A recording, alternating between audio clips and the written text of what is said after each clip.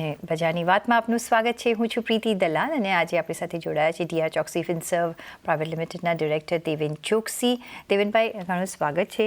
અને માર્કેટમાં અત્યારના આપણે જોઈએ તો ઓફકોર્સ એક એવો આપણે ટ્રેન્ડ જોયો, મહારાષ્ટ્રના ઇલેક્શન્સના રિઝલ્ટ્સ આવ્યા પછી એક મોટી આપણે એક ગઈકાલે રેલી જોઈ, ઇવન એના પહેલાંના દિવસે પણ ફ્રાઇડેના પણ આપણે એક રેલી જોઈ.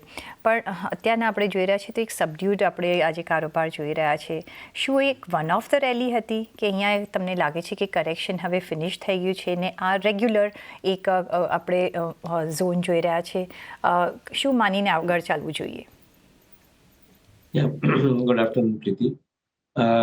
મારા હિસાબે માર્કેટની અંદર જે વસ્તુ પર આપણે ધ્યાન રાખવાનું છે, ઓલરેડી જે લાસ્ટ ફોલની અંદર નિફ્ટી લગભગ 23,200ની આસપાસ એક કરેક્ટિવ ફોલ આપ્યું અને એના પછી ઓબ્વિયસ છે કે માર્કેટ બાઉન્સ થાય અને આપણે એની કદાચ લાસ્ટ વીકમાં ચર્ચા પણ કરી હતી.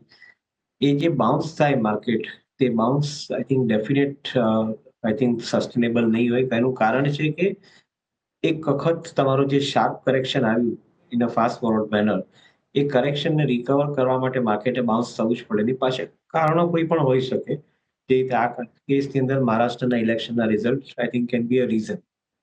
પણ એ બાઉન્સ સસ્ટેન થાય એવું અત્યારે એટલા માટે નથી દેખાતું, કારણ કે બે કારણ. એક તો વેલ્યુએશન વાઇઝ જે કરેક્શન આવ્યું છે, એ કરેક્શન જસ્ટિફાઈડ છે.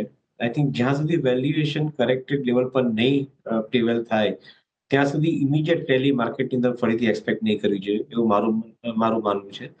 બીજી વસ્તુ, આઈ થિંક માર્કેટની અંદર જે મોમેન્ટમ બેઝ તેજી ચાલતી હતી એ ડેફિનેટલી એમાં પંચર પડ્યું જ છે. એ વસ્તુ ક્લિયરલી આપણે એડમિટ કરી લેવી જોઈએ, કારણ કે મોમેન્ટમ કેનોટ બી પેરિનલી વર્કિંગ. એ બી એક બહુ ક્લિયર છે. જે કંપનીઓ માર્કેટમાંથી એકંદરે પૈસા જે મોમેન્ટમ બેઝ રેલી ચાલતી હતી એમાંથી લઈ ગઈ છે, જેના પ્રમોટરો આઈધર ઓએફએસ કરીને પણ પોતાના પૈસા એમાંથી માર્કેટમાં મોનેટાઇઝ કરીને લઈ ગયા છે, એ પૈસા જ્યાં સુધી ગ્રોથ લેવલ પર પાછા નહીં આવે ત્યાં સુધી ફરીથી પાછું મોમેન્ટમ ઇમિડિયેટલી બિલ્ડ થાય અથવા કંપનીને પાછા પ્રીમિયમ વેલ્યુએશન મળે, એ ડેફિનેટલી આઈ થિંક અનલાઇકલી સિચ્યુએશન છે. સો all in all put together, જ્યારે એક તરફ ફંડામેન્ટલ ઓફ ધ ઇકોનોમી અને fundamental of the companies remain very strong, એમાં આપણે કોઈ ડાઉટ નથી. બીજી તરફ માર્કેટના ટેકનિકલ્સ ડેફિનેટલી આઈ થિંક એવું સજેસ્ટ કરે છે કે કરેક્શનનો દોર ચાલુ છે. અને જે પહેલા પણ વાત કરી હતી એ પ્રમાણે 24,700નું એક લેવલ છે, ત્યાં આગળ નિફ્ટી ડેફિનેટલી એક કરેક્શન આપી શકે ફરીથી પાછું. અને whether it will go all the way down to 23,200, I am not too sure. Immediately નહીં કહી શકાય, પરંતુ આ એક જે રેન્જ છે 1,500 પોઈન્ટની, એ રેન્જને આપણે ધ્યાનમાં રાખીને માર્કેટમાં ટ્રેડિંગ કરતા હોય તો ટ્રેડિંગ કરવું જોઈએ, એવું મારું માનવું છે. ઇન્વેસ્ટર માટે ડેફિનેટલી દરેક correction will be a good buy opportunity provided they are buying at a margin of safety in the valuation.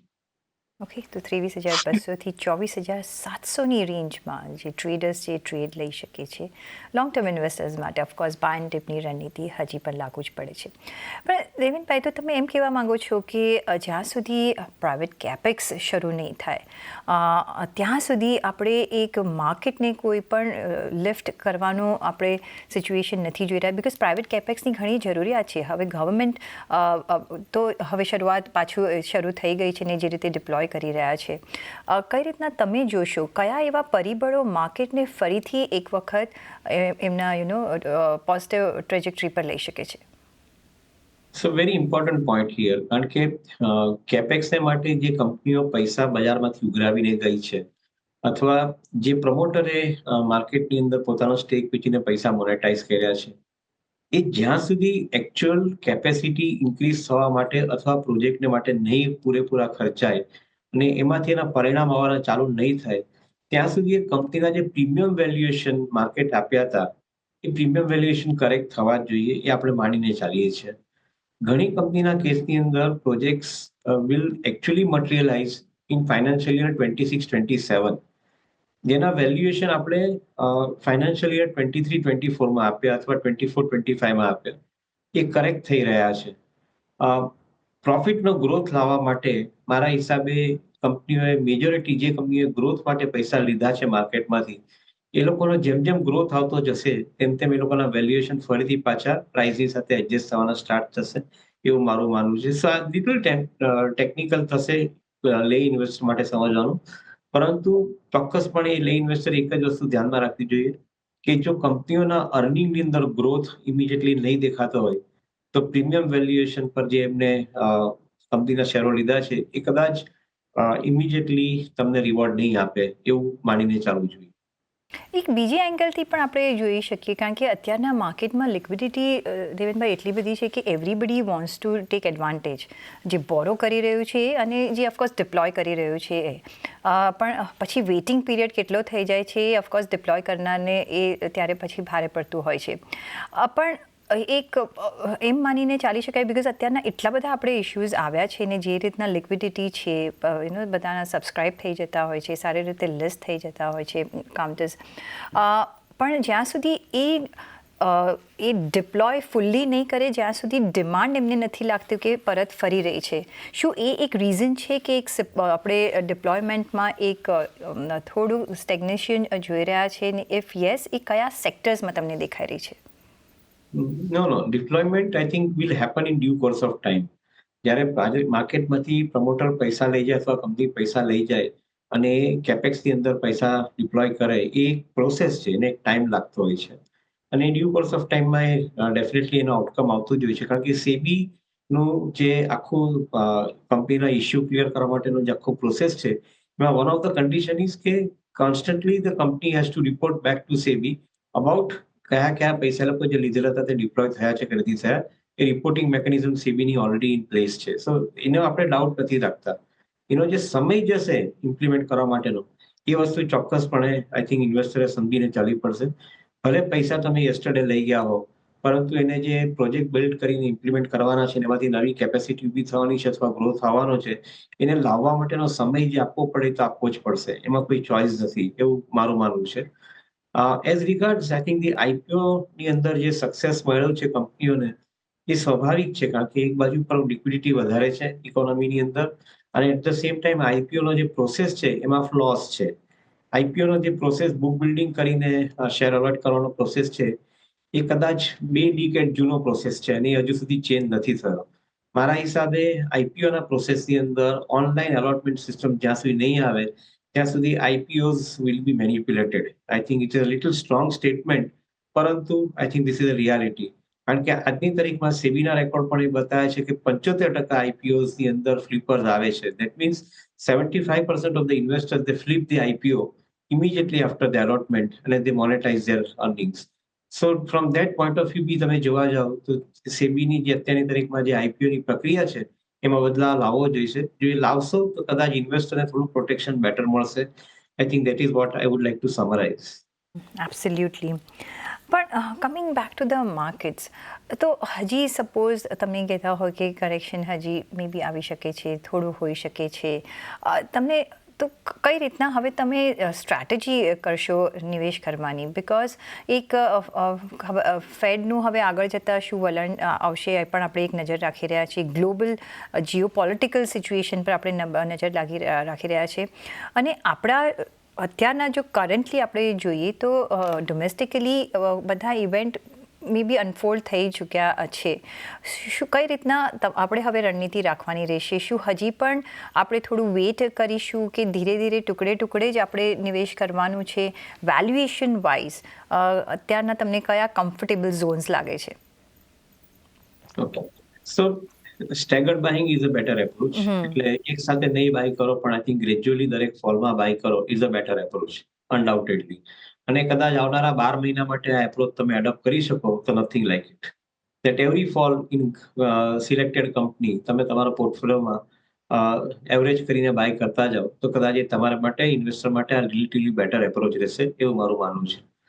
બીજી તરફ કયા સેક્ટરમાં અમને ઓપોર્ચ્યુનિટી દેખાય છે? મારા હિસાબે આઈ થિંક આજની તારીખમાં સેક્ટર સ્પેસિફિક વાત ચોક્કસ કરી શકાય, પણ ઇન્ડિવિજ્યુઅલ કંપની આની અંદર કદાચ તમારે વધારે સારી રીતે સિલેક્ટ કરવી પડશે.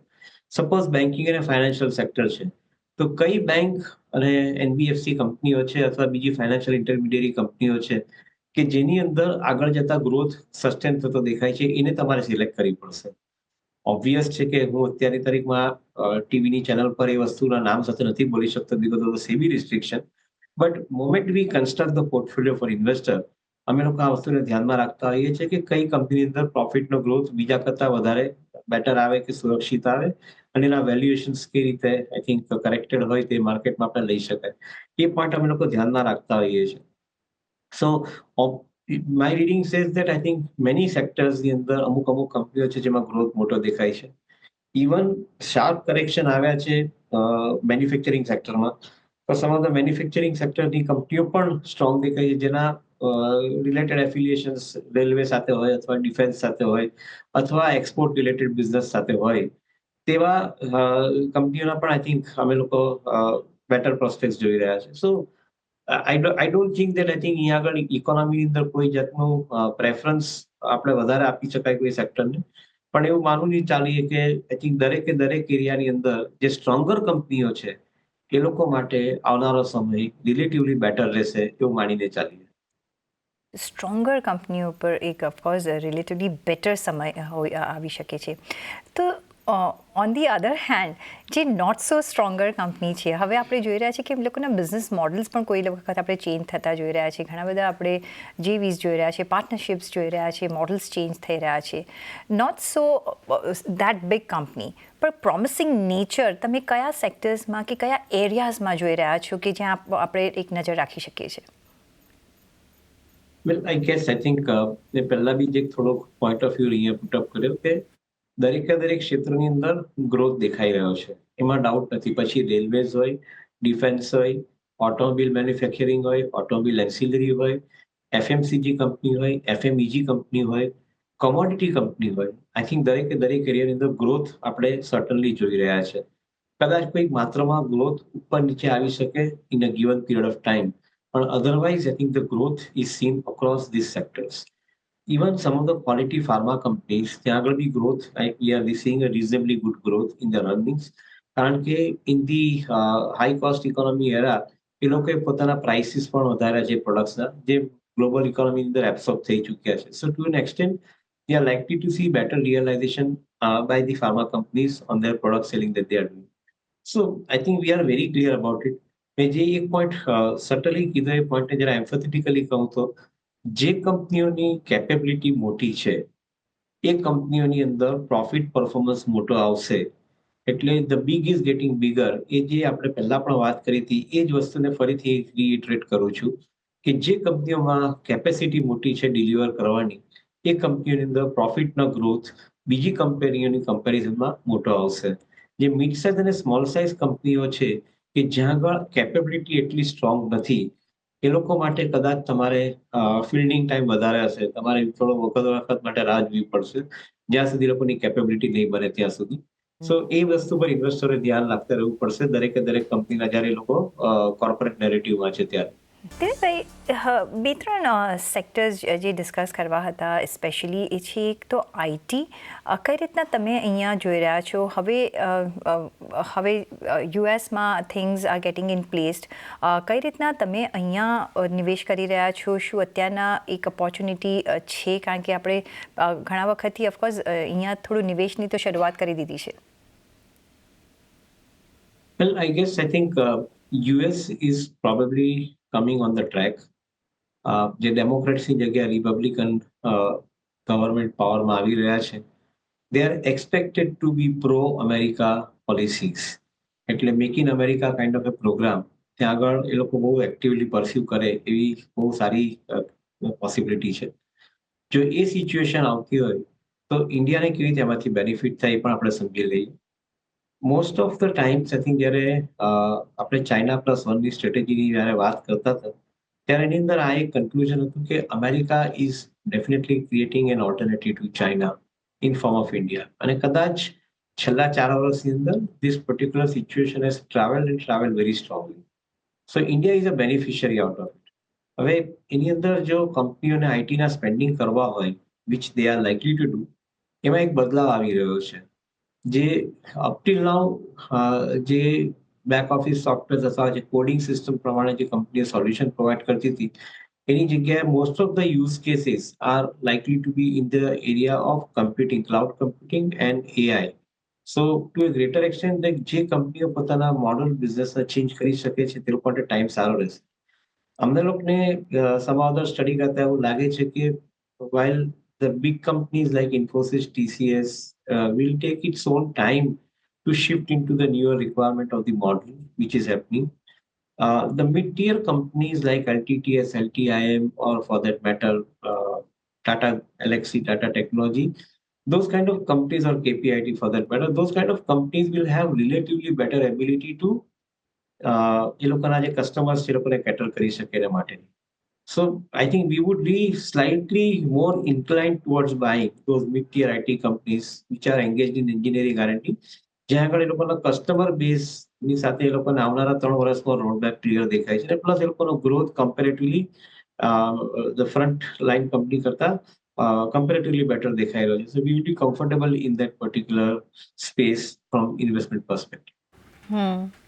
સાચી આજે ઓફકોર્સ ટેલિકોમ સ્ટોક્સ પર બી એક આપણે નજર રાખવી જોઈએ. જે રીતના સ્પેક્ટ્રમ પર જે બેંક ગેરંટી હતી એમાં એક રિવોક કરવામાં આવી છે, જો કે 2022 પહેલાં જે લીધા હોય એના પર આ એક આવ્યું છે સ્ટેટમેન્ટ. ટેલિકોમ સેક્ટર ઓફકોર્સ ઘણું પેન થ્રુ જઈ રહ્યું છે, પણ આ એક છે એક ખાસું એમનું પેન રિલીઝ કરી શકે છે, કારણ કે જે કેશ એમના ડિપ્લોય થતા હતા અને ત્યાં રહેતા હતા એમાં એક એમને થોડું ઇઝીનેસ મળી શકે છે. કઈ રીતના તમે જોશો આ સરકારના મૂવને, કેબિનેટના મૂવને? Definitely positive, agreed. At the same time, I think limited impact on existing companies. કારણ કે આ સેક્ટરની અંદર the requirement of capital is definitely on a higher side. આજે તમે 3 પ્રાઇવેટ સેક્ટરની કંપની અને 4થી પબ્લિક સેક્ટરની કંપની, એ 4 જણને તમે આ સેગમેન્ટની અંદર જુઓ તો the well capitalized balance sheet is with Jio platforms, with Bharti. Whereas I think the Vodafone Idea is still struggling to capitalize, I think, their balance sheet to raise money, etc.